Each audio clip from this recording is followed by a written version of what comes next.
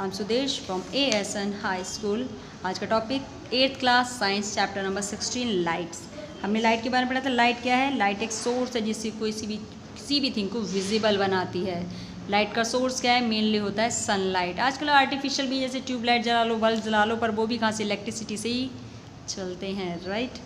Then okay, फिर उसके बाद हमने पढ़ा था law of reflection. Law of reflection yes, जिसमें कि हमने क्या स्टडी की थी? Angle of incidence is always equal to the angle of reflection. Angle of incidence क्या है? मीन अगर इस टाइप से इसमें गया, this is a mirror, mirror से बनने वाली इमेज को शो आउट किया गया है। This is a mirror by imagination. Then one is incidence ray, जो रे किसी भी मिरर पे आके सर्ट करती है, दिस इज इंसिडेंस रे। रिफ्लेक्शन के बाद जो रे वापस जाती है, दिस इज रिफ्लेक्टेड रे। क्योंकि एक मिरर है, मिरर जितनी भी लाइट्स आती है उसको सबकी को रिफ्लेक्ट कर देता है, क्योंकि दूसरा साइड पॉलिश है, एब्जॉर्प्शन नहीं होता। एंड इनके बीच में अगर हम मिरर के बीचों बीच एक परपेंडिकुलर लाइन खींचे जिसको नॉर्मल और इंसिडेंस रे के बीच बना एंगल ऑफ इंसिडेंस, और नॉर्मल और रिफ्लेक्टेड रे के बीच बना angle, this is the angle of reflection. दोनों आपस में इक्वल होते हैं। एंड द इंसिडेंस रे, normal and the reflected ray हमेशा एक ही प्लेन में मिलते हैं। ओके भाई, इसके बाद हमने बात की थी लेटरल इन्वर्जन। जब हम मिरर के सामने जब खड़े होते हैं तो हमने लेफ्ट हैंड उठाते हैं तो हमें राइट दिखता है, राइट हमें दिखता है लेफ्ट। ये phenomena this called lateral inversion. Okay, अब है रेगुलर एंड डिफ्यूज रिफ्लेक्शन। भाई मिरर है, इसमें जो रेज आती है पूरा उसी मीडियम में रिफ्लेक्शन के बाद चली जाती है। इसमें बहुत सारी रेज हैं जो इंसिडेंस हो रही हैं और रिफ्लेक्शन के बाद ब्लू लाइन से वापस जाती हुई, ब्लैक लाइन से तो रे हैं जो इंसिडेंस हो रही है एक मिरर पे से टकराती हैं, और रिफ्लेक्शन के बाद ब्लू लाइन से दिखाई गए। तो देखो, इंसिडेंस रे और रिफ्लेक्ट रे दोनों के बीच में क्या है? पैरेलल है, एक दूसरे के सारी पैरेलल है, बीच में कोई डिफ्यूज़न नहीं है। क्योंकि जो मिरर क्या है वो बिल्कुल प्लेन है, उसमें कोई भी कैसे कुछ भी इरेगुलर नहीं है, सरफेस बिल्कुल रेगुलर है, स्ट्रेट है, कोई भी कैविटीज़ बीच में गड्ढे टाइप कुछ भी नहीं है। इफ़ देन अगर सरफेस प्लेन ना हो के इरेगुलर सरफेस हो, इस टाइप से दिखाया गया, तो क्या होगा भाई? रे तो एक दूसरे के पैरेलल आ रही है ब्लैक वाली, पर रिफ्लेक्शन के बाद सरफेस के थ्रू इनका जो रिफ्लेक्शन है वो अलग अलग डायरेक्शन में हो जाता है। इस प्रकार के रिफ्लेक्शन को, जिसमें प्लेन सरफेस से पैरेलल लाइंस, जो लाइंस इंसिडेंस हो रही हैं वो तो पैरेलल हैं, पर रिफ्लेक्शन के बाद पैरेलल वापस जिस टाइप से इस टाइप से नहीं जाती, this is called diffused reflection.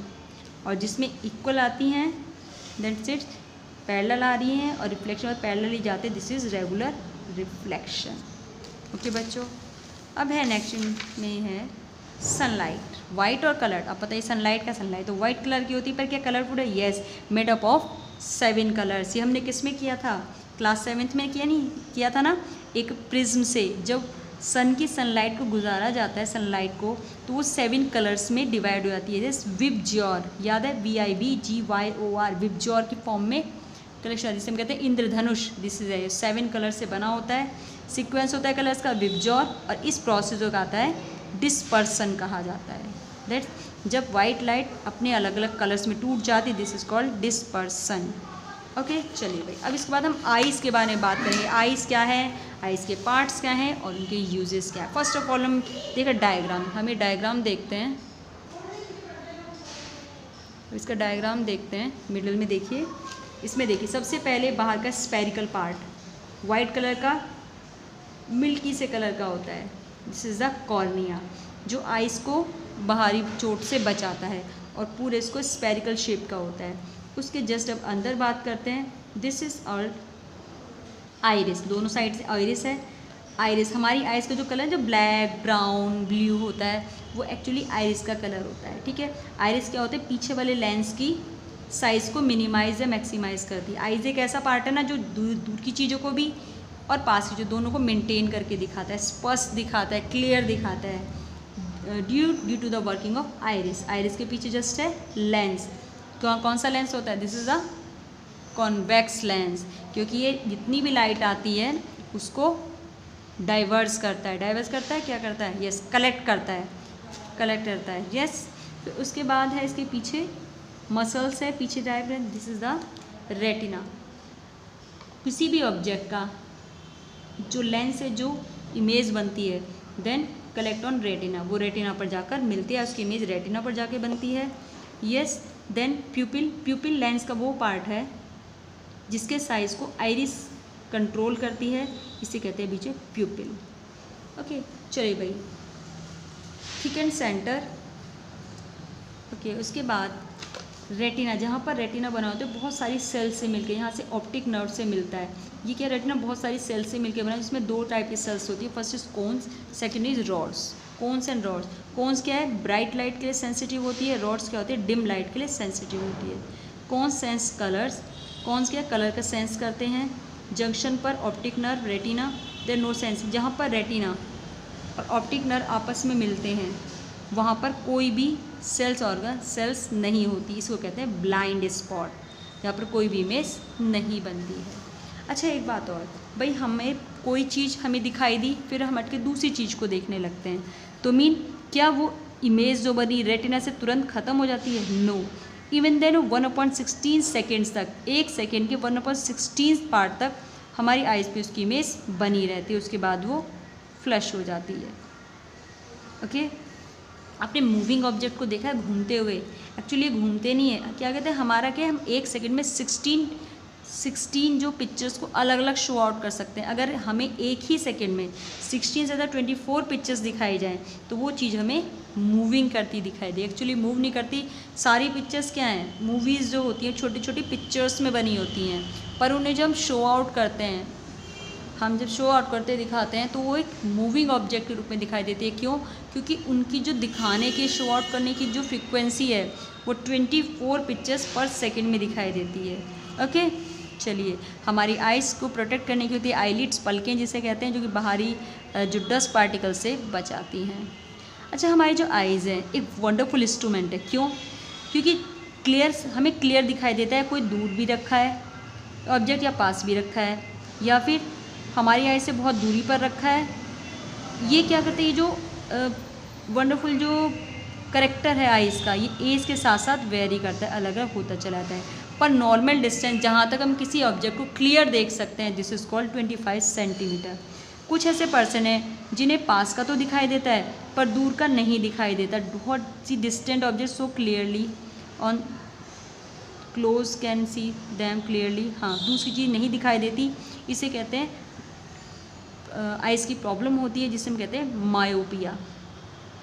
और दूसरी जगह उन्हें पास का ऑब्जेक्ट तो अच्छे से नहीं दिखाई दे रहा पर दूर का अच्छे से दिखाई देता है, दिस इज़ कॉल्ड हाइपरमेट्रोपिया। इसके लिए हम लेंसेज यूज़ करते हैं, कोरोसिव लेंसेज, कहीं पर कॉनकेव, कहीं पर कॉन्वेक्स और कहीं पर दोनों को मिक्स करके कोरोसिव लेंसेज का यूज़ करके उसको करेक्ट किया जाता है।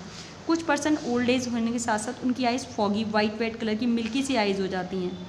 यस, उन्हें हम कहते हैं कैटरैक्ट। ये क्या है, लॉस ऑफ विज़न, विज़न के धीरे धीरे ख़त्म होते चले जाना। इसके लिए बहुत सारे ट्रीटमेंट दिए जाते हैं। ओपेक की लेंस को सर्जरी के द्वारा, ओपेक की जो लेंस है जो धुंधला हो चुका है लेंस को रिमूव किया जाता है नए आर्टिफिशियल लेंस से। मॉडर्न टेक्नोलॉजी प्रोसीजर है सिंपली और सेफर। आई की केयर कैसे करनी चाहिए आप सबको पता है। यस, सूटेबल स्पेक्टिकल्स, अगर ज़रूरत है डॉक्टर ने कहा है तो रेगुलर पहले चेकअप कराइए, स्पेक्टिकल्स डालिए। टू लाइट और too much light is bad for eyes, ज़्यादा कम है, ज़्यादा लाइट आँखों के लिए सही नहीं होती। ओके, जिससे हेडेक होने लगता है। Then do not look at the sun, किसी भी सन के चारों ओर कभी एकदम डायरेक्ट नहीं देखना चाहिए, बार बार अपनी आँखों को रब नहीं करना चाहिए और क्लीन वाटर से लगातार बार बार अपनी आँखों को वॉश करना चाहिए।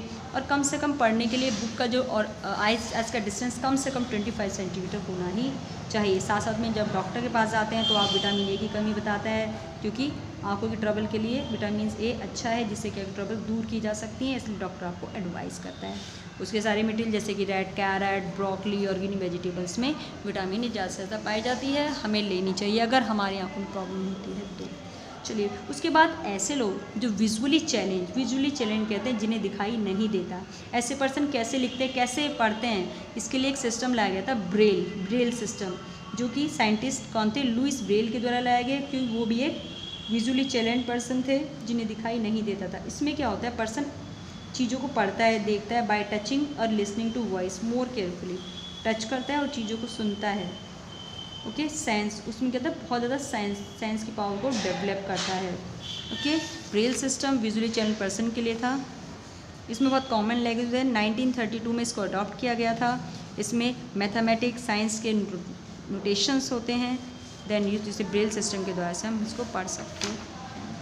Visually channel person learn the Braille system by beginning with letters से, फिर कुछ स्पेशल कैरेक्टर से, बहुत सारे लेटर्स का कॉम्बिनेशन होता है।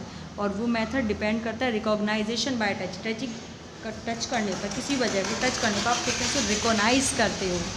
Each character has to memorised and braille test can be proved by hand और बाय मशीन्स के द्वारा भी प्रोड्यूस किए जाते हैं, बाय हैंड भी तैयार किए जाते हैं। ओके बस आज के लिए इतना ही। Thank you so much, have a nice day.